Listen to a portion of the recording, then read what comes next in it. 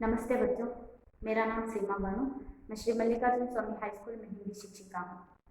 बच्चों, आज हम कर्नाटक संपदा इस गद्य भाग के बारे में जानेंगे। पिछली कक्षा में हम लोगों ने कर्नाटक संपदा गद्य भाग में कुछ जानकारी प्राप्त किए हैं। आज हम उसी पाठ से संबंधित और भी जानकारी हासिल करेंगे।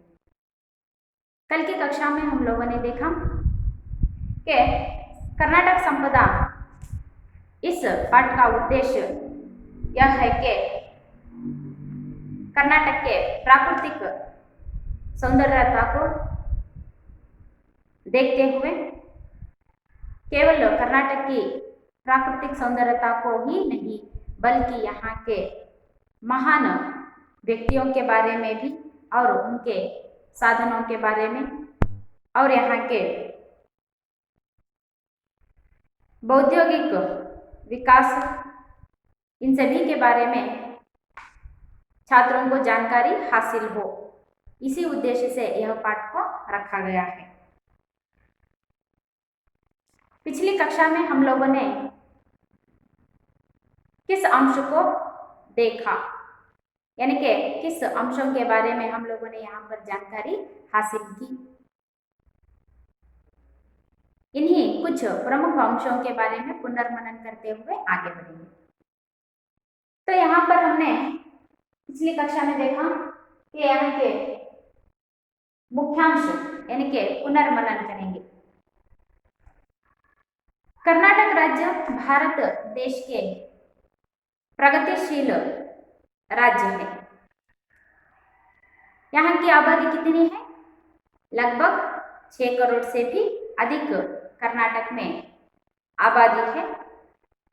प्रकृति माता ने अपने हाथों से कर्नाटक राज्य को संवारा है।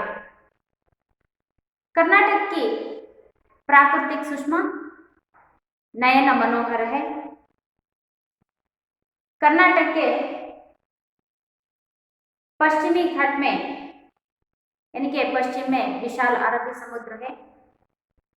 इसी प्रांत के दक्षिण से उत्तर की चोर तक फैली हुई लंबी पर्वतमालाओं को क्या कहा जाता है? पश्चिमी घाट कहा जाता है। पश्चिमी घाट किसे कहा जाता है? दक्षिण से उत्तर की चोर तक फैली लंबी पर्वतमालाओं को पश्चिमी घाट कहा जाता है। और उसी घाट के कुछ भागों को सह्याद्री भी कहा जाता है।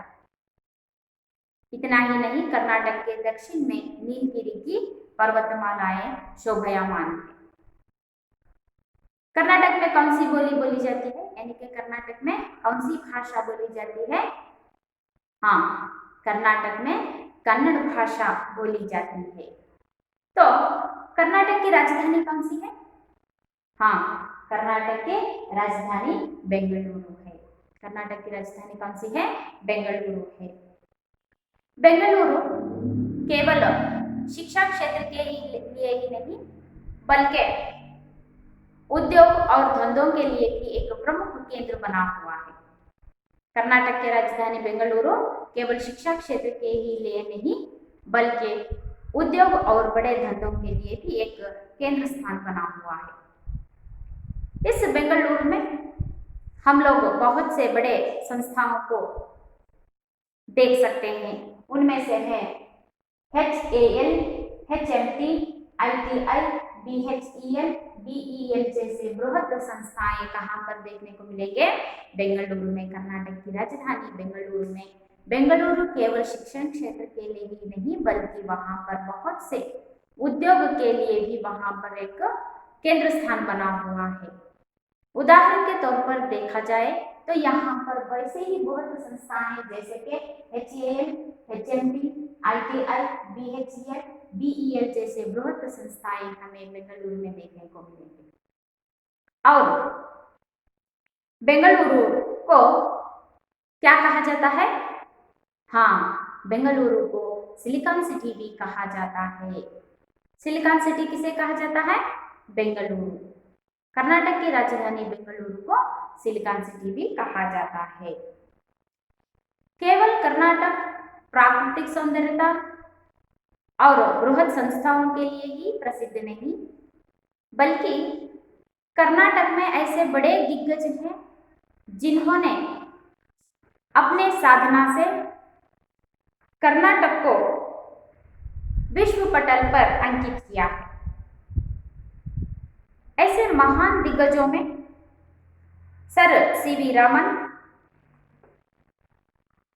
Sir M Visvesvaraya, doctor CNR Rao, doctor Shakuntala Devi जैसे बड़े दिग्गजों ने अपनी साधना से कर्नाटक को विश्व पटल पर अंकित किया है।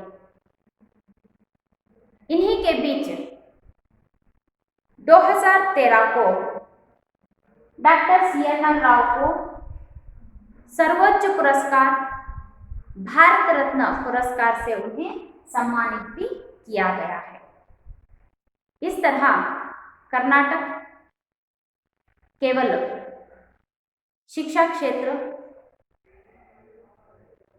बड़े बड़े उद्योग धंधों के लिए ही नहीं, बल्कि ऐसे बड़े दिग्गजों से भी भारत कर्नाटक अंकित किया है। कर्नाटक में सोना, तांबा, लोहा आदि कई प्रकार के उपयोगी धातुएं मिलती हैं। कर्नाटक में सोना, तांबा, लोहा जैसे ऐसे कई उपयोगी धातुएं कर्नाटक में मिलती हैं। भद्रावती की कागज, लोहे और इस्पात के बड़े कारखाने हैं। कर्नाटक के भद्रावती में कागज, लोहे और इस्पात के बड़े कारखाने हैं। इसके अलावा कर्नाटक में चीनी, सीमेंट, रेशम और कागज उत्पादन के अनेक कारखाने हैं। कर्नाटक केवल महान दिग्गज इन्हीं के लिए सीमित नहीं है। कर्नाटक में सोना, तांबा और लोहा आदि प्रकार के उपयोगी धातुएं, यानी कि धातु का मतलब होता है खनिज, ऐसे बहुत से उपयोगी खनिज यहाँ पर मिलते हैं। उदाहरण के तौर पर देखा जाए तो भद्रावती के कागज, लोहे और इस्पात के बड़े कारखाने हमें कहाँ पर देखने को मिलेंगे? भद्रावती में। इसके अलावा इन खनिजों को पाने के अलावा कर्नाटक में चीनी, सीमेंट और रेशम और कागज उत्पादन के बड़े बड़े कारखाने भी यहाँ पर हमें देखने को मिलेंगे। तो कर्नाटक में हमें क्या क्या देखने को मिलता है? कर्नाटक में सोना, तांबा, लोहा और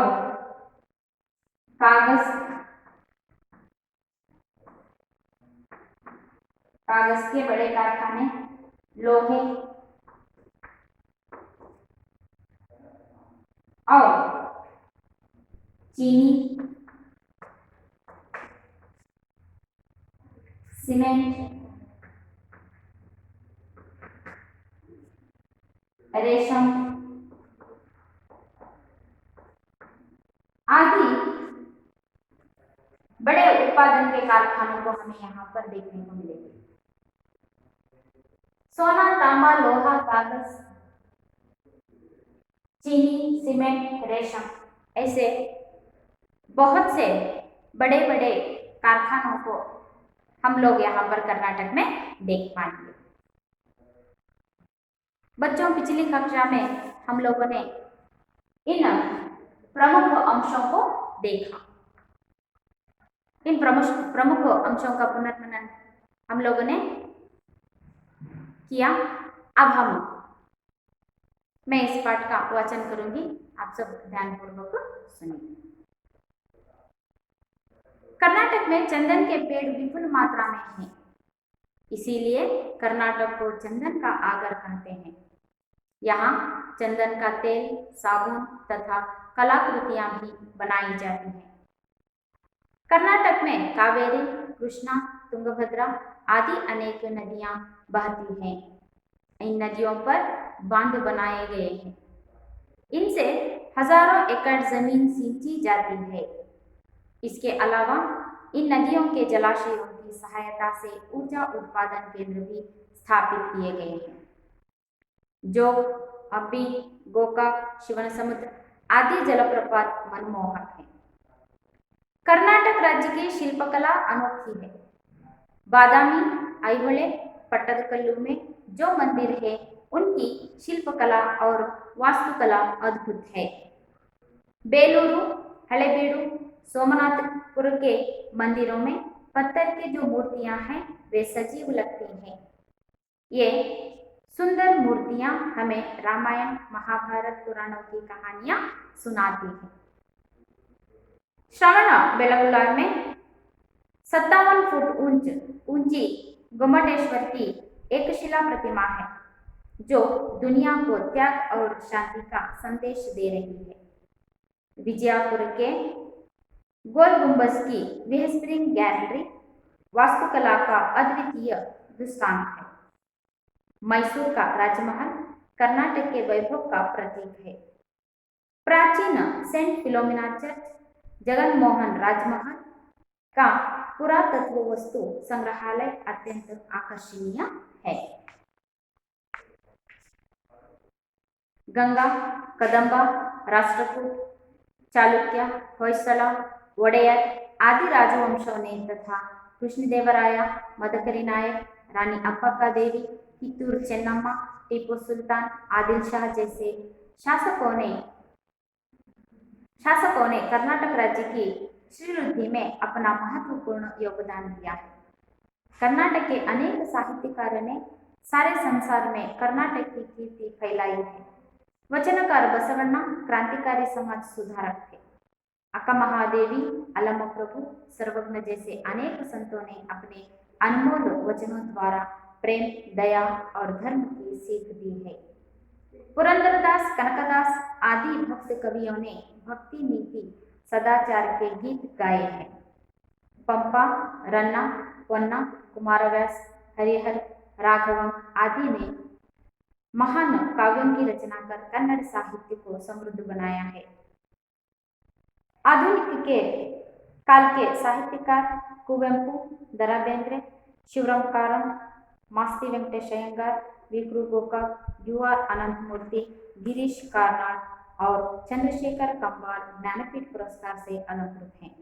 यह कन्नड़ भाषा, संस्कृति तथा कन्नड़ के लिए गौरव का विषय। तो हम लोगों ने पाठ का वाचन किया। आप लोगों ने पाठ का वाचन ध्यान से सुना होगा।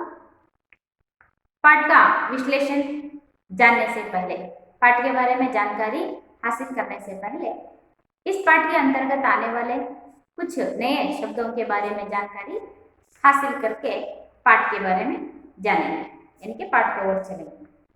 तो इस पाठ के अंतर्गत आने वाले कुछ नए शब्दों में से पहला शब्द कौन सा है? पटल। पटल शब्द का अर्थ होता है पर्दा।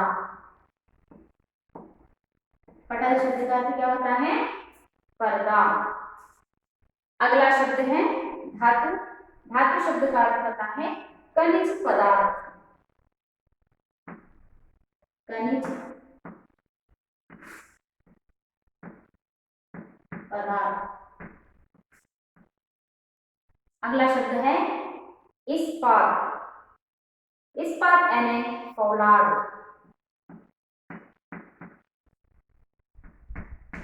इस्पात का अर्थ क्या है? फौलाद। आगार। आगार शब्द का अर्थ है घर। आगार शब्द का अर्थ क्या है? घर। सिंचना। सिंचना शब्द का अर्थ है भिगोना।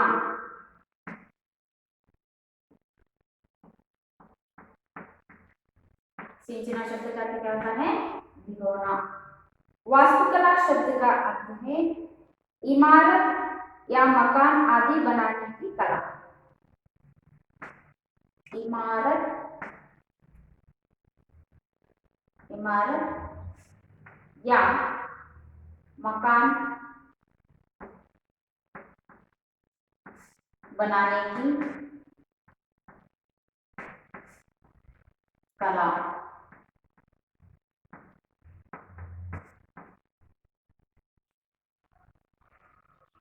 दृष्टांत, दृष्टांत का अर्थ है उदाहरण।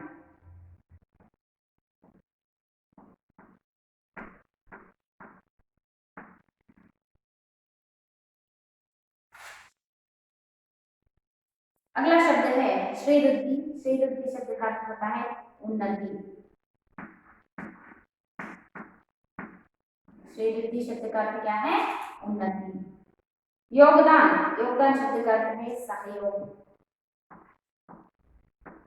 योगदान शब्द का अर्थ क्या है? सहयोग। अगला शब्द है अनमोल। अनमोल शब्द का अर्थ होता है अमूल्य।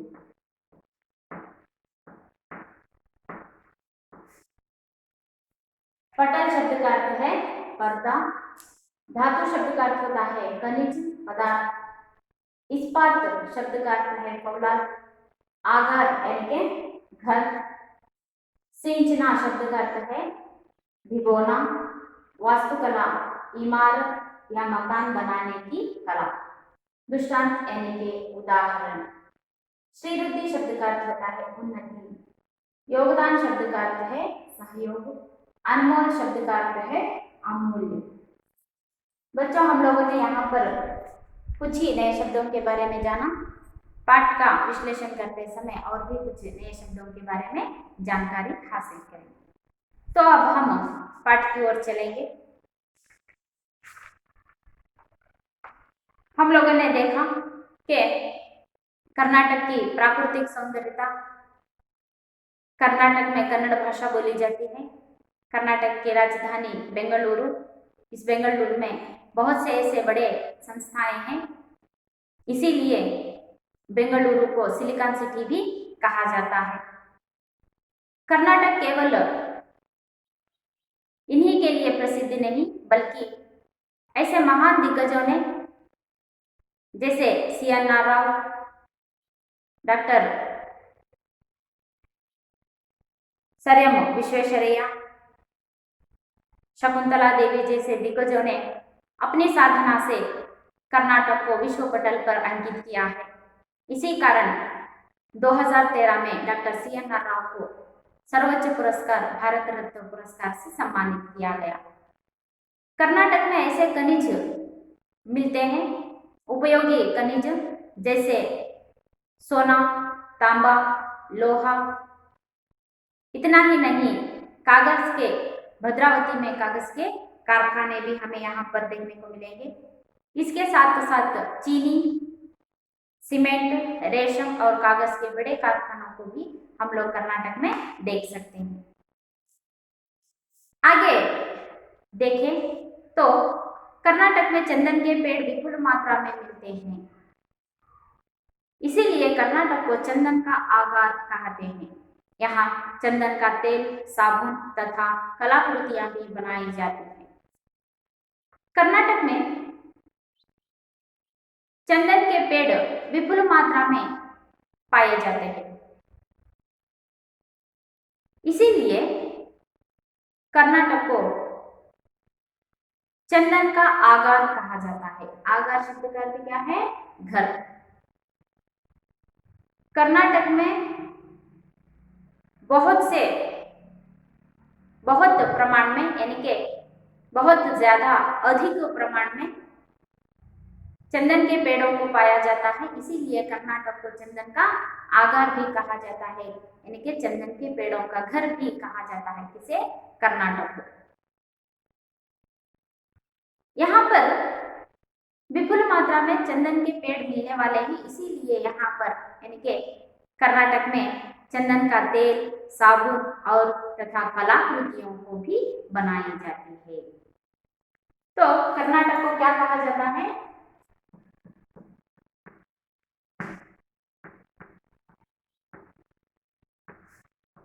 कर्नाटक को चंदन का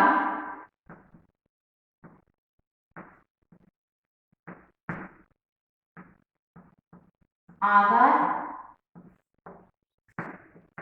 चंदन का आगार कहते हैं।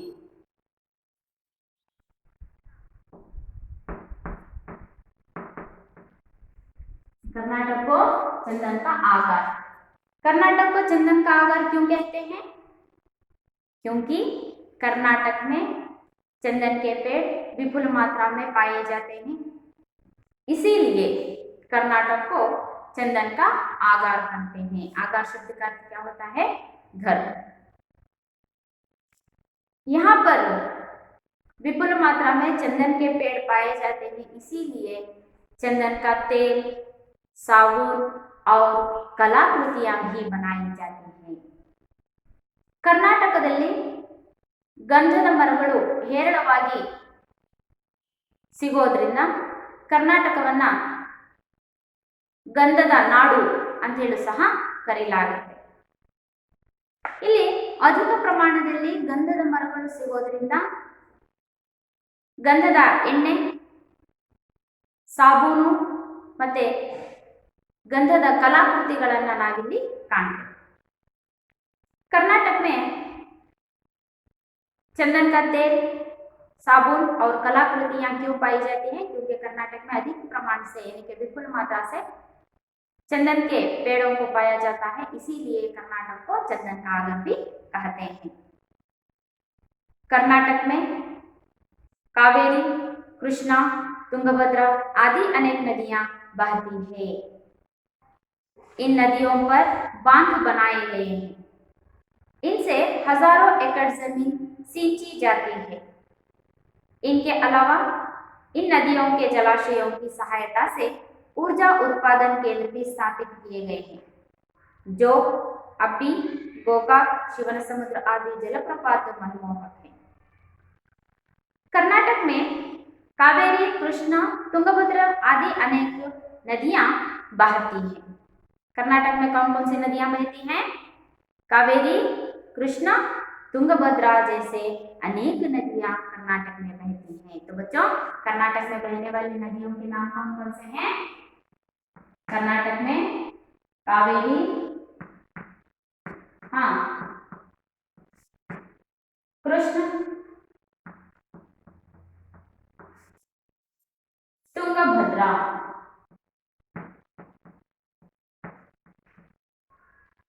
भद्रा जैसे नदियां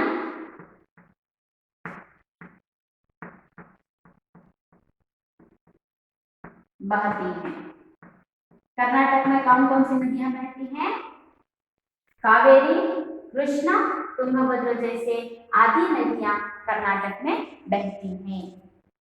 इन नदियों पर, कर्नाटक में बहने वाली कावेरी, कृष्णा, तुंगभद्रा जैसे नदियों पर बांध बनाए गए हैं। कर्नाटक में बहने वाले कावेरी, कृष्णा, तुंगभद्रा नदियों पर बांध बनाए गए हैं।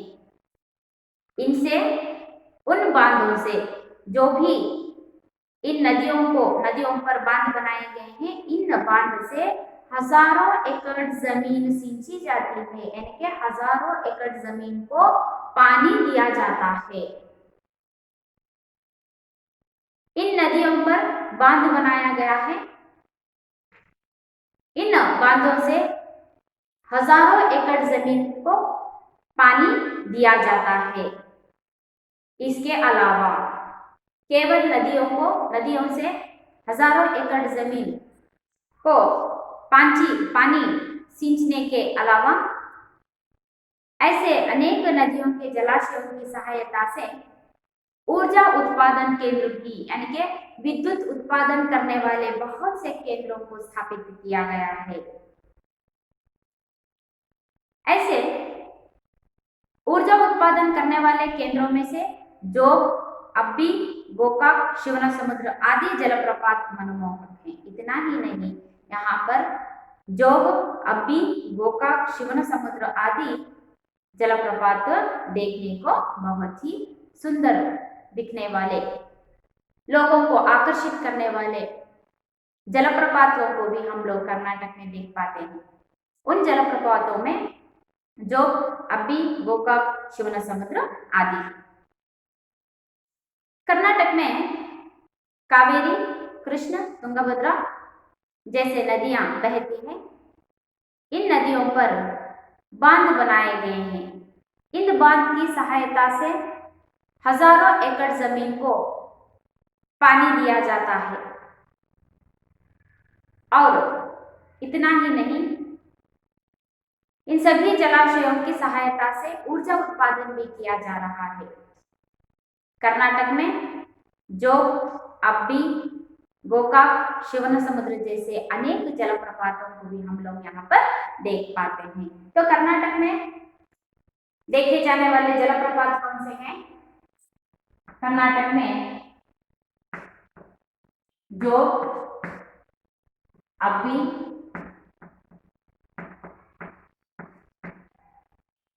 गोकाक,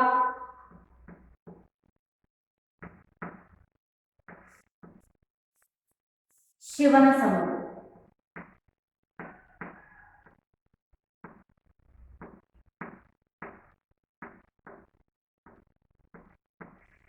जैसे जलप्रपातों को हम देख सकते हैं। कर्नाटकದಲ್ಲಿ ಕಾವೇರಿ, ಕೃಷ್ಣ, ತುಂಗಭದ್ರಾ ನದಿಗಳು ಹರಿಯುತ್ತೆ. ಈ ಒಂದು ನದಿಗಳಿಗೆ ಅಣೆಕಟ್ಟುಗಳನ್ನು ಕಟ್ಟಲಾಗಿದೆ. ಈ ಅಣೆಕಟ್ಟುಗಳ ಸಹಾಯದಿಂದ ಸಾವಿರಾರು ಎಕರೆ ಭೂಮಿಗೆ ನೀರನ್ನ ಸರಬರಾಜು ಮಾಡಲಾಗುತ್ತೆ. ಅದಲ್ಲದೆ ಈ ಒಂದು ಅಣೆಕಟ್ಟುಗಳ ಸಹಾಯದಿಂದ ವಿದ್ಯುತ್ ಉತ್ಪಾದನೆಯನ್ನು ಸಹ ಮಾಡಲಾಗುತ್ತೆ.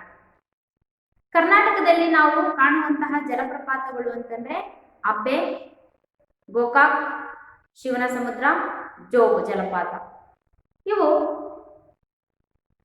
ವಿದೇಶಿಯರನ್ನ, ಪ್ರಯಾಣಿಕರನ್ನ ಆಕರ್ಷಣೆಗಳು ಮಾಡುವಂತಹ ಜಲಪ್ರಪಾತಗಳು ಕರ್ನಾಟಕದಲ್ಲಿ ನಾವು ಕಾಣ್ತೇವೆ. ಅದರಲ್ಲಿ ಜೋಗ, ಅಬ್ಬೆ, ಗೋಕಾಕ್ ಮತ್ತೆ ಶಿವನಸಮುದ್ರ ಪ್ರಮುಖವಾದಂತಹ ಜಲಪ್ರಪಾತಗಳು.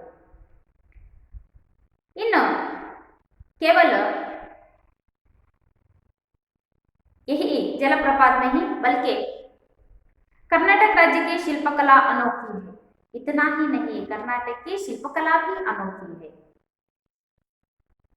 इन शिल्पकलाओं में भी कर्नाटक उन्नत स्थान में है। आगे देखा जाए तो बादामी, ऐहोळे, पट्टदकल्लु में जो मंदिर है उनकी शिल्पकला और वास्तुकला अद्भुत है। शिल्पकला के बारे में देखा जाए, कर्नाटक के शिल्पकला के बारे में देखा जाए तो बादामी, ऐहोळे, पट्टदकल्लु में जो मंदिर है उनकी शिल्पकला और वास्तुकला अद्भुत है। कर्नाटक में शिल्पकला के बारे में देखा जाए तो बादामी, ऐहोळे, पट्टदकल्लु के जो मंदिर हम लोग देख रहे हैं वहां पर कर्नाटक की शिल्पकला को देख सकते हैं। अद्भुत शिल्पकला को हम देख सकते हैं। यहाँ के मंदिरों को देखने के लिए दूर दूर से लोग आते हैं। देश विदेश के लोग भी आकर बादामी, ऐहोळे, पट्टदकल्लु के जो शिल्पकला है उस शिल्पकला को देखकर आनंद उठाते हैं। बेलूरू, हलेबीडु, सोमनाथपुर के मंदिरों में पत्थर की जो मूर्तियां हैं वे सजीव लगती हैं। इतना ही नहीं, बेलूरू, हलेबीडु, सोमनाथपुर के जो मंदिरों में पत्थर की मूर्तियां हैं वे सजीव लगती हैं, यानी कि जीवित, यह मूर्तियां जीवित लगती हैं। सजीव यानी कि जीवित हो ऐसी लगती हैं। इतनी अद्भुत है शिल्पकला है कर्नाटक की। ये सुंदर मूर्तियां हमें रामायण, महाभारत, पुराणों की कहानियां सुनाती हैं। यहाँ पर बेलूरू, हलेबीडु, सोमनाथपुर की जो मंदिर में पत्थर की मूर्तियां हैं वे सजीव लगती हैं। इतना ही नहीं, यह मूर्तियां हमारे रामायण और महाभारत के पुराणों की कहानियां सुनाती हैं। इतनी अद्भुत है कर्नाटक की शिल्पकला। और एक उदाहरण दिया जाए तो श्रवणबेळगोಳ में 57 फुट ऊंची गोमटेश्वर की एक शिला प्रतिमा है जो दुनिया को त्याग और शांति का संदेश दे रही है। केवल बादामी ಐಹೊಳೆ पट्टदकल्लु की मंदिर और बेलूरू हलेबीडु सोमनाथ मेपुर की जो मंदिरों में पत्थर की मूर्तियां हैं वे सजीव लगती हैं और हमें वह मूर्तियां रामायण और महाभारत की पुराण की कहानियां सुनाती हैं। इतना ही नहीं, श्रवणबेळगोಳ में एक शिला मूर्ति है जो 57 फुट ऊंची है। यह एक शिला प्रतिमा दुनिया को त्याग और शांति का संदेश दे रही है। दुनिया को त्याग और शांति का संदेश दे रही है। विजयपुर की गोल गुंबज की विहस्परिंग गैलरी वास्तुकला का अद्वितीय दृष्टांत है। दृष्टांत यानी कि उदाहरण है। विजयपुर में जो गोल गुंबज है वहां का उदाहरण तो हम लोग देखे हैं कि एक बार वहां पर बोला जाए तो कितने बार प्रतिध्वनित होता है? 7 बार। ऐसी अद्भुत स्थल केवल हमें कर्नाटक में ही देखने को मिलती है। इतनी अद्भुत है विजयपुर की गोल गुंबज की विहस्परिंग गैलरी। मैसूर का राजमहल कर्नाटक के वैभव का प्रतीक है। मैसूर का राजमहल कर्नाटक के वैभव का प्रतीक है। प्राचीन सेंट फिलोमिना चर्च जनमोहन राजमहल का पुरातत्व वस्तु संग्रहालय अत्यंत आकर्षणीय है। यहाँ पर कर्नाटक के शिल्पकला के बारे में बताया जा रहा है। कर्नाटक की शिल्पकला अनोखी है। बादामी ಐಹೊಳೆ पट्टदकल्लु की जो मंदिर है, बेलूरू हलेबीडु सोमनाथपुर की जो मंदिरों के पत्थरों की मूर्तियां हैं वह सजीव लगती हैं। इतना ही नहीं, वह मूर्तियां हमें रामायण और महाभारत की कहानियों को सुनाते हैं। श्रवणबेळगोಳ के 57 फुट ऊंची एक शिला मूर्ति गोमटेश्वर की जो मूर्ति है वो हमें त्याग और शांति का संदेश देता है। और विजयपुर की यानी कि बीजापुर की गोल गुंबज विहस्परिंग गैलरी वास्तुकला की अद्वितीय एक उदाहरण है। मैसूर का राजमहल कर्नाटक के वैभव का प्रतीक है। प्राचीन सेंट फिलोमिना चर्च जगनमोहन राजमहल का पुरातत्व वस्तु संग्रहालय अत्यंत आकर्षणीय है। इतना अद्भुत ಶಿಲ್ಪಕಲಾ है हमारे कर्नाटक। ಕರ್ನಾಟಕವು ಕೇವಲ ಜಲಪ್ರಪಾತಗಳಿಗೆ ಮಾತ್ರ ಪ್ರಸಿದ್ಧಿಯಾಗದೆ ಕರ್ನಾಟಕದ ಶಿಲ್ಪಕಲೆಯ ಬಗ್ಗೆ ಹೇಳಬೇಕು ಅಂತಂದ್ರೆ ಬಾದಾಮಿ ಐಹೊಳೆ ಪಟ್ಟದಕಲ್ಲಲ್ಲಿರುವಂತಹ ದೇವಸ್ಥಾನಗಳ ಶಿಲ್ಪಕಲೆಯು ಮತ್ತು ವಾಸ್ತುಕಲೆಯು ಅದ್ಭುತವಾಗಿರುವಂತಹದ್ದು। ಬೇಲೂರು ಹಳೆಬೀಡು ಮತ್ತು ಸೋಮನಾಥಪುರದಲ್ಲಿರುವಂತಹ ಕಲ್ಲಿನಲ್ಲಿ ಕೆತ್ತನೆ ಮಾಡಿರುವಂತಹ ಮೂರ್ತಿಗಳು ಜೀವವನ್ನ ತುಂಬುವಂತಹ ಜೀವವಿರುವಂತಹ ರೀತಿಯಲ್ಲಿ ಆ ಒಂದು ಮೂರ್ತಿಗಳ ಕೆತ್ತನೆಯನ್ನ ಕಲ್ಲಿನಲ್ಲಿ ಆ ಮೂರ್ತಿಗಳ ಕೆತ್ತನೆಯನ್ನ ಮಾಡಿರುವಂತಹದ್ದು ಅದ್ಭುತವಾಗಿರುವಂತಹದ್ದು। ಈ ಒಂದು ಕಲ್ಲಿನಲ್ಲಿ ಕೆತ್ತಿದಂತಹ ಮೂರ್ತಿಗಳು ನಮಗೆ ರಾಮಾಯಣ ಮತ್ತು ಮಹಾಭಾರತದ ಕಥೆಯನ್ನ ಹೇಳ್ತಾ ಇರುವಂತಹ ರೀತಿಯಲ್ಲಿ ಸಜೀವವಾಗಿರುವಂತಹ ರೂಪದಲ್ಲಿ ನಾವು ಆ ಒಂದು ಕೆತ್ತನೆಯನ್ನ ನೋಡಬಹುದು। ಅಂತಹ ವಾಸ್ತುಕಲೆ ಅನ್ನುವಂತಹದ್ದು ಅದ್ಭುತವಾಗಿರುವಂತಹದ್ದು ಕರ್ನಾಟಕದ ವಾಸ್ತುಕಲೆ। ಅಷ್ಟೇ ಅಲ್ಲ, 57 ಅಡಿ ಎತ್ತರವಾಗಿರುವಂತಹ ಏಕಶಿಲಾ ಮೂರ್ತಿ ಆಗಿರುವುದು ಯಾವುದು? ಶ್ರವಣಬೆಳಗೊಳದಲ್ಲಿರುವಂತಹ ಗೊಮ್ಮಟೇಶ್ವರನ ಏಕಶಿಲಾ ಮೂರ್ತಿಯು ಇಡೀ ಜಗತ್ತಿಗೆ ತ್ಯಾಗ ಮತ್ತು ಶಾಂತಿಯ ಪ್ರತೀಕವಾಗಿರುವಂತಹ ಏಕಶಿಲಾ ಮೂರ್ತಿ ಅದು। ಅದಲ್ಲದೆ ಬಿಜಾಪುರದಲ್ಲಿರುವಂತಹ ಬಿಜಾಪುರದಲ್ಲಿರುವಂತಹ ಗೋಲ್ ಗುಂಬಸ್ಸಿನ ವಿಹಸ್ಪರಿಂಗ್ ಗ್ಯಾಲರಿ ಇದರ ಒಂದು ವಿಶೇಷತೆಯನ್ನು ನಮಗೆಲ್ಲರಿಗೂ ತಿಳಿದೇ ಇದೆ. ಆ ಗೋಲ್ಗುಂಬಜಿನ ಒಂದು ವಿಶೇಷತೆ ಏನು? ಒಂದು ಸಲ ನಾವು ಅಲ್ಲಿ ಹೋಗಿದ್ವಿ ಅಂತಂದ್ರೆ ಅದು ಎಷ್ಟು ಸಲ ಪ್ರತಿಧ್ವನಿಸುತ್ತೆ? 7 ಸಲ ಪ್ರತಿಧ್ವನಿಸುವಂತಹ ಅದ್ಭುತವಾದಂತಹ ವಾಸ್ತು ಕಲೆಗೆ ಒಂದು ಅದ್ಭುತವಾಗಿರುವಂತಹದ್ದು ಅಂತಂದ್ರೆ ಬಿಜಾಪುರದ ಗೋಲ್ಗುಂಬಜ್.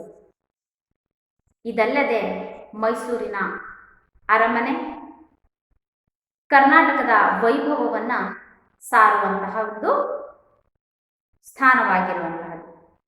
ಇದರ ಜೊತೆಯಲ್ಲಿ ಮೈಸೂರಲ್ಲಿರುವಂತಹ ಸೆಂಟ್ ಫಿಲೋಮಿನಾ ಚರ್ಚ್, ಜಗನ್ಮೋಹನ್ ರಾಜಮಹಲ್, ಏನಕ್ಕೆ ಆರ್ಟ್ ಗ್ಯಾಲರಿ ಅನ್ನುವಂತಹದ್ದು, ಪುರಾತತ್ವ ಅಂತಂದ್ರೆ ಪುರಾತನ ಕಾಲದ ವಸ್ತು ಸಂಗ್ರಹಾಲಯ, ಇವೆಲ್ಲವೂ ಸಹ ಕರ್ನಾಟಕದ ವೈಭವವನ್ನು ಸಾರುವಂತಹ ಒಂದು ಕಲಾಕೃತಿಗಳಾಗಿದೆ. ಶಿಲ್ಪಕಲೆ ಆಗಿರುವುದು ಮತ್ತೆ ವಾಸ್ತುಕಲೆ ಆಗಿರ್ಬೋದು. यहाँ पर हम लोग देखें तो कर्नाटक की शिल्पकला और वास्तुकला अद्भुत है.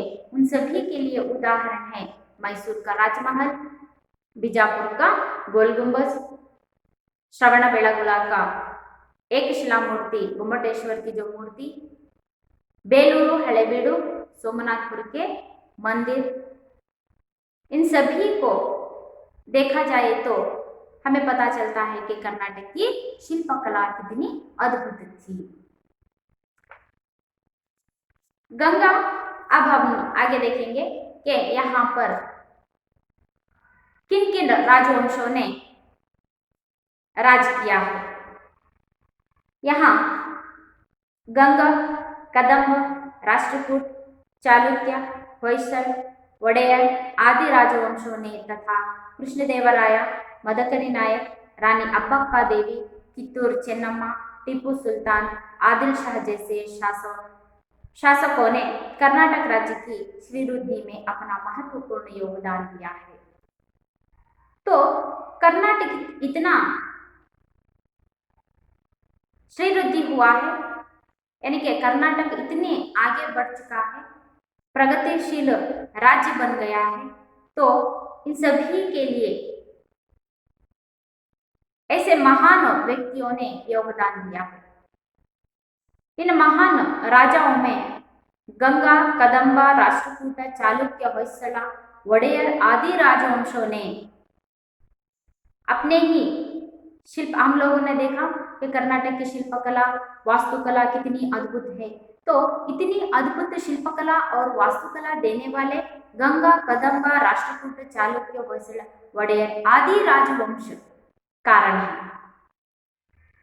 तो इन सभी शिल्पकला और वास्तुकला को प्रोत्साहन देने वाले राजवंश और राजाओं में से कृष्णदेवराय, मदकरी नायक, रानी अब्बक्का, कित्तूर चेन्नम्मा, टीपू सुल्तान, आदिल शाह जैसे शासकों ने कर्नाटक राज्य की श्रीवृद्धि यानी कि उन्नति के लिए बहुत बड़ा योगदान दिया हुआ है. आज कर्नाटक इतनी उन्नति पर है, इतनी ऊंचाई पर है, इतनी प्रसिद्धि को प्राप्त किए हैं. तो इन सभी के लिए कारणकर्ता होते हैं यहाँ के प्रमुख राजा कृष्णदेवराय, मदकरी नायक, रानी अब्बक्का देवी, कित्तूर चेन्नम्मा, टीपू सुल्तान, आदिल शाह जैसे शासकों ने कर्नाटक को अपनी ही तरीके से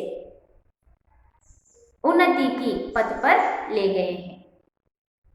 ಕರ್ನಾಟಕದಲ್ಲಿ ಗಂಗಾ, ಕದಂಬ, ರಾಷ್ಟ್ರಕೂಟ, ಚಾಲುಕ್ಯ, ಹೊಯ್ಸಳ, ಒಡೆಯರ್ ಮುಂತಾದಂತಹ ರಾಜವಂಶಗಳು, ಅದಲ್ಲದೇನೆ ಕೃಷ್ಣದೇವರಾಯ, ಮದಕರಿ ನಾಯಕ, ರಾಣಿ ಅಬ್ಬಕ್ಕಾ ದೇವಿ, ಕಿತ್ತೂರು ರಾಣಿ ಚೆನ್ನಮ್ಮ, ಟಿಪ್ಪು ಸುಲ್ತಾನ್, ಆದಿಲ್ ಶಾಹ ಇಂತಹ ಮಹಾನ್ ನಾಯಕರು ಕರ್ನಾಟಕ ರಾಜ್ಯದ ಒಂದು ಉನ್ನತಿಗೋಸ್ಕರ ತಮ್ಮದೇ ಆದಂತಹ ಒಂದು ಯೋಗದಾನವನ್ನು ಕೊಟ್ಟಿರುವಂತಹದ್ದು, ತಮ್ಮದೇ ಆದಂತಹ ಕೊಡುಗೆಯನ್ನು ಕೊಟ್ಟಿರುವಂತಹದ್ದು. ಕರ್ನಾಟಕದ ಶಿಲ್ಪಕಲೆ ವಾಸ್ತುಕಲೆ ಇಷ್ಟೆಲ್ಲ ಅದ್ಭುತವಾಗಿರಬೇಕು ಅನ್ನೋದಕ್ಕೆ ಅದಕ್ಕೆ ಕಾರಣನೇ ಇಂತಹ ರಾಜವಂಶರು ಮತ್ತೆ ಇಂತಹ ಪ್ರಸಿದ್ಧವಾದಂತಹ ರಾಜರುಗಳು ಕೊಟ್ಟಿರುವಂತಹ ತಮ್ಮದೇ ಆದಂತಹ ಕೊಡುಗೆಯಿಂದ ಇವತ್ತು ಕರ್ನಾಟಕ ಅನ್ನುವಂತಹದ್ದು ಇಷ್ಟೊಂದು ಉನ್ನತಿಯ ಒಂದು ಸ್ಥಾನದಲ್ಲಿ ಇದೆ. इन सभी राजवंशों ने, इन सभी राजाओं ने कर्नाटक की उन्नति के लिए, श्रीवृद्धि के लिए अपना भी योगदान दिया हुआ है। अब हम कर्नाटक के साहित्य के बारे में देखें। कर्नाटक के अनेक साहित्यकारों ने सारे संसार में कर्नाटक की कीर्ति फैलाई। वचनकार बसवಣ್ण क्रांतिकारी समाज सुधारक थे।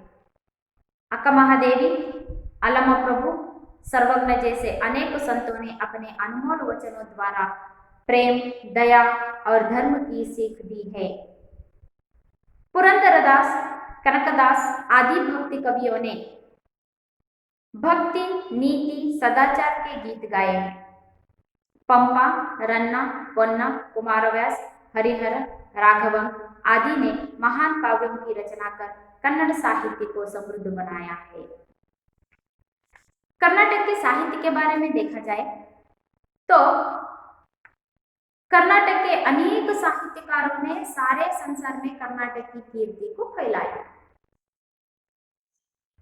कर्नाटक के बहुत से ऐसे साहित्यकारों ने कर्नाटक की अपने साहित्य द्वारा कर्नाटक की कीर्ति को फैलाए हैं। उनमें से प्रमुख रूप से देखा जाए तो वचनकार बसवण्ण क्रांतिकारी समाज के सुधारक थे। साहित्य के रूप में देखा जाए तो वचनकार बसवण्ण क्रांतिकारी समाज सुधारक थे। अक्का महादेवी, अलम प्रभु, सर्वज्ञ जैसे अनेक संतों ने वचनकार बसवण्ण के साथ साथ अक्का महादेवी, अलम प्रभु, सर्वज्ञ जैसे अनेक संतों ने अपने अनमोल वचनों द्वारा अपने अनुभवों को व्यक्त करते हुए रचे हुए वचनों द्वारा प्रेम, दया और धर्म की सीख दी है। ऐसे बहुत सारे साहित्यकार हैं, फिर भी वचनकार बसवण्ण, अक्का महादेवी, अलम प्रभु, सर्वज्ञ जैसे ऐसे बहुत जैसे वचनकारों ने अपनी अनमोल वचनों द्वारा सभी प्रजा में प्रेम, दया और धर्म की सीख दी है। इनके अलावा पुरंदरदास, कनकदास आदि भक्त कवियों ने भक्ति, नीति, सदाचार के गीत गाए हैं। पुरंदरदास, कनकदास आदि भक्त कवियों ने भक्ति, नीति, सदाचार के गीत गाए हैं। पंपा, रन्ना, पोन्ना, कुमारव्यास, हरिहर, राघव आदि ने महान काव्यों की रचना कर कन्नड़ साहित्य को समृद्ध बनाया है।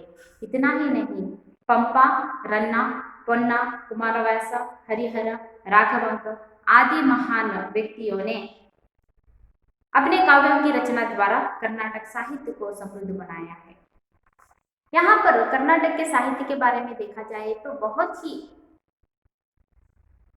बड़े साहित्यकार हमें यहाँ पर देखने को मिलेंगे। उनमें से बसवण्ण, अक्का महादेवी, अलम प्रभु जैसे वचनकारों ने अपने वचन द्वारा सभी को, सब लोगों को प्रेम और दया की सीख दी है।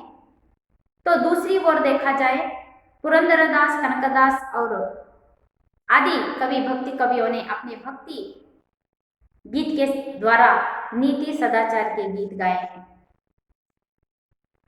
इनके साथ साथ पंपा, पोन्ना, रन्ना, कुमारव्यास, हरिहर, राघव आदि महान कवियों ने अपने महान काव्यों के रचना कर कन्नड़ साहित्य को समृद्ध बनाया है।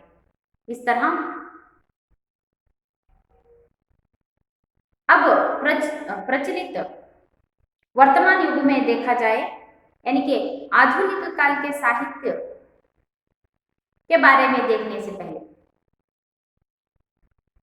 ಕರ್ನಾಟಕದ ಸಾಹಿತ್ಯದ ಬಗ್ಗೆ ತಿಳ್ಕೋಬೇಕು ಅಂತಂದ್ರೆ ಕರ್ನಾಟಕದ ಸಾಹಿತ್ಯವನ್ನ ಶ್ರೀಮಂತಗೊಳಿಸಿದಂತಹ ಸಾಹಿತ್ಯಕಾರರಲ್ಲಿ ಮೊದಲನೇದಾಗಿ ನೋಡಬೇಕು ಅಂತಂದ್ರೆ ಪ್ರಮುಖವಾಗಿರುವಂತಹ ಸಾಹಿತಿ ವಚನಕಾರ ಅಂತಂದ್ರೆ ಬಸವಣ್ಣನ. ವಚನಕಾರ ಬಸವಣ್ಣ ಅವರನ್ನ ಕ್ರಾಂತಿಕಾರಿ ಸಮಾಜದ ಸುಧಾರಕರು ಅಂತ ಹೇಳ್ಬಿಟ್ಟು ಕರೀತಾರೆ. ಇವರ ಜೊತೆಯಲ್ಲಿ ಅಂದರೆ 12ನೇ ಶತಮಾನದಲ್ಲಿ ಸಾಹಿತ್ಯಕ್ಕೆ ವಚನಗಳಿಗೆ ಒಂದು ಅರ್ಥವನ್ನ ಕೊಟ್ಟಂತಹ ಮಹಾನ್ ಚೇತನ ಅಂತಂದ್ರೆ ಕ್ರಾಂತಿಕಾರಿ ವಚನಕಾರ ಬಸವಣ್ಣನವರು. ಈ ವಚನಕಾರ ಬಸವಣ್ಣ ಅವರನ್ನ ಕ್ರಾಂತಿಕಾರಿ ಸಮಾಜದ ಸುಧಾರಕರು ಅಂತ ಹೇಳಿಬಿಟ್ಟು ಕರೀತಾರೆ. ಇವರ ಜೊತೆಯಲ್ಲಿ ಅಕ್ಕಮಹಾದೇವಿ, ಅಲ್ಲಮಪ್ರಭು, ಸರ್ವಜ್ಞ ಇವರೆಲ್ಲರೂ ತಮ್ಮ ಅದ್ಭುತವಾದಂತಹ ವಚನಗಳ ಮುಖಾಂತರ ಪ್ರೇಮ, ದಯೆ ಮತ್ತು ಧರ್ಮದ ಬಗ್ಗೆ ಪ್ರತಿಯೊಬ್ಬರಲ್ಲೂ ಅರಿವನ್ನು ಮೂಡಿಸಿದರು. ಇವರ ಜೊತೆಯಲ್ಲಿ ಪುರಂದರದಾಸರು, ಕನಕದಾಸರು ತಮ್ಮ ಒಂದು ಕೀರ್ತನೆಗಳ ಮೂಲಕ ನೀತಿ ಸದಾಚಾರದ ಒಂದು ಪಾಠವನ್ನ ಜಗತ್ತಿಗೆ ಸಾರಿದರು. ಪಂಪ, ರನ್ನ, ಪೊನ್ನ, ಕುಮಾರವ್ಯಾಸ, ಹರಿಹರ, ರಾಘವಂಕ ಇಂತಹ ಮಹಾನ್ ಸಾಹಿತ್ಯಕಾರರು ತಮ್ಮ ಕಾವ್ಯಗಳ ಮುಖಾಂತರ ಕನ್ನಡದ ಸಾಹಿತ್ಯವನ್ನ ಸಮೃದ್ಧಿಗೊಳಿಸಿದಂತಹ ಮಹಾನ್ चेतनರು ಅಂತಂದ್ರೆ ಇವರೆಲ್ಲರೂ. आधुनिक काल के साहित्यकार आगे देखा जाए तो आधुनिक काल के साहित्यकार कुवेंपु, दरा बेंद्रे, शिवराम कारंत, मास्ती वेंकटेश अयंगार, वी कृ गोकाक, यू आर अनंत मूर्ति, गिरीश कार्नाड और चंद्रशेखर कंबार ज्ञानपीठ पुरस्कार से अलंकृत हैं। यह कन्नड़ भाषा, संस्कृति तथा कर्नाटक के लिए गौरव का विषय है। आधुनिक काल में देखा जाए तो कन्नड़ में 8 महान दिग्गजों को ज्ञानपीठ पुरस्कार दिया गया है। वे 8 ज्ञानपीठ पुरस्कृत साहित्यकार हैं। उनमें पहले हैं कुवेंपु, दरा बेंद्रे, शिवराम कारंत, मास्ती वेंकटेश अयंगार, वी कृ गोकाक, यू आर अनंत मूर्ति, गिरीश कार्नाड और चंद्रशेखर कंबार जैसे 8 महान दिग्गजों को ज्ञानपीठ पुरस्कार दिया गया है। इन सभी साहित्यकारों ने कन्नड़ भाषा, संस्कृति तथा कर्नाटक के लिए वैभव का यानी कि गौरव का विषय है। इस तरह कर्नाटक की प्राकृतिक सौंदर्यता कितनी अद्भुत है, उतनी ही अद्भुत कर्नाटक की साहित्यिक देन भी है। कर्नाटक के बहुत से साहित्यकारों ने अपने साहित्य द्वारा कर्नाटक के साहित्य के लिए अपना ही देन देकर साहित्य को एक गौरव स्थान दिया हुआ है। इन सभी साहित्यकारों में आधुनिक काल के साहित्यकार जैसे कुवेंपु, दरा बेंद्रे, शिवराम कारंत, मास्ती वेंकटेश अयंगार, वी कृ गोकाक, यू आर अनंत मूर्ति, गिरीश कार्नाड और चंद्रशेखर कंबार जैसे अनेक ज्ञानपीठ पुरस्कारों ने कर्नाटक के यानी कि कन्नड़ भाषा, संस्कृति तथा कर्नाटक के लिए गौरव का विषय हुआ है। बच्चों, आज हमने देखा कि कर्नाटक के प्राकृतिक सौंदर्यता के साथ साथ कर्नाटक में चंदन के पेड़ विपुल मात्रा में पाए जाते हैं। इसीलिए कर्नाटक को क्या कहते हैं? चंदन का आगर कहते हैं। इस चंदन से तेल, साबुन और कलाकृतियां मिलती है। कर्नाटक में कौन कौन सी नदियां बहती हैं? हाँ, कावेरी, कृष्ण, तुंगभद्रा। इन नदियों को बांध बनाए गए हैं। यहाँ के कर्नाटक के प्रमुख जलप्रपात कौन कौन से हैं? जोग, अब्बे, गोकाक, शिवनसमुद्र यहाँ के प्रमुख जलप्रपात हैं। तो कर्नाटक की शिल्पकला के बारे में देखा जाए तो बादामी, ऐहोळे, पट्टदकल्लु के मंदिर, बेलूरू, हलेबीडु, सोमनाथपुर के देव मंदिरों की पत्थर की मूर्तियां, श्रवणबेळगोಳ के एक शिला मूर्ति, गोमटेश्वर की एक शिला मूर्ति, विजयपुर की गोल गुंबज वेस्टर्न गैलरी और मैसूर का राजमहल, प्राचीन सेंट फिलोमिना चर्च और पुरातत्व वस्तु संग्रहालय। इनके अलावा कर्नाटक में प्रमुख राजवंश गंगा, कदंबा, राष्ट्रकूट, चालुक्य, होयसला, वडेयर जैसे प्रमुख राजवंश और प्रमुख राजाएं कृष्णदेवराय, मदकरी नायक, रानी अप्पक्का देवी, कित्तूर चेन्नम्मा, टिप्पू सुल्तान, आदिल शाह जैसे महान राजाओं ने कर्नाटक की महत्वपूर्ण श्रीवृद्धि के लिए महत्वपूर्ण योगदान दिया है। कर्नाटक के साहित्य में वचनकार बसवಣ್ಣ, अक्कमहादेवी, अल्लम्मा प्रभु, सर्वज्ञ, पुरंदरदास, कनकदास, पंपा, रन्ना, पोन्ना, कुमारव्यास, हरिहर, राघवांक आदि साहित्यकारों ने कर्नाटक की साहित्य को समृद्ध बनाया है। उतना ही नहीं, आधुनिक काल के साहित्यकार कुवेंपु, दरा बेंद्रे, शिवराम कारंत, मास्ती वेंकटेश अयंगार, विक्रु गोकाक, यूआर अनंतमूर्ति, गिरीश कार्नाड और चंद्रशेखर कंबार जैसे महान दिग्गजों ने कर्नाटक के कन्नड़ साहित्य को समृद्ध बनाया है।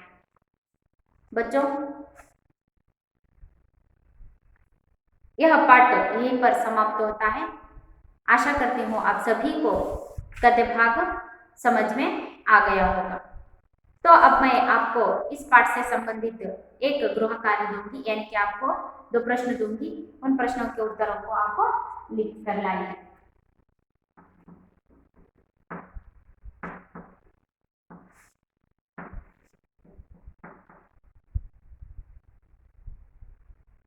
कर्नाटक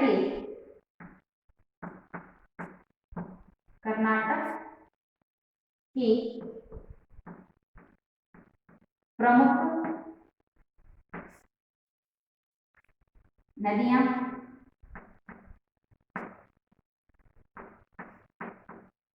और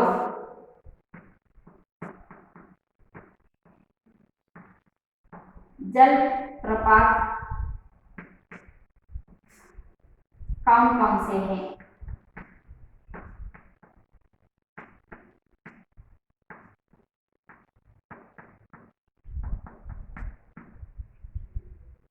अगला प्रश्न है,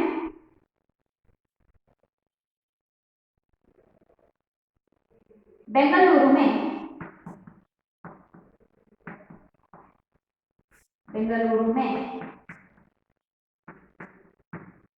कौन कौन सी बृहत संस्थाएं हैं?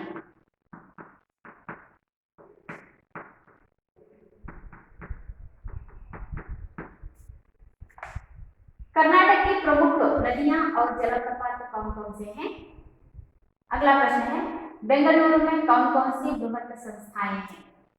जो भी 2 प्रश्न मैंने यहाँ पर आपको दिए हैं, उन दोनों प्रश्नों के उत्तर आज किए हुए पाठ से संबंधित हैं।